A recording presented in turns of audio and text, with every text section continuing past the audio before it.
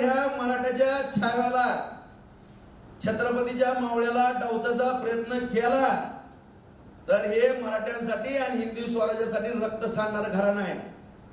आणि खंडोजी खोपड्याच्या भूमिकेत जर येईल तर राजा राऊत म्हणतात मला काय परिणाम होईल अख्खा महाराष्ट्र इतिहासामध्ये नोंद करून या राजा राऊताची माझं डोकं फिरवू नका तुम्ही एवढेच हात जोडून विनंती करतो.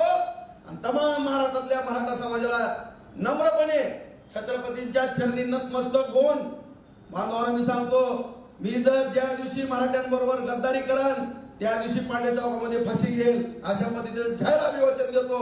आणि जरांगे दादा पुन्हा एकदा सांगतो फक्त प्रामाणिक मराठा म्हणून माझ्या दारात यायचं आणखीन पण पेळा भरवीन. खंडोजी खोपड्याचा जर रोल केला तर मोठी शिक्षा सुद्धा भोगावं लागेल. ही राजा भाऊ राऊतचं चॅलेंज आहे.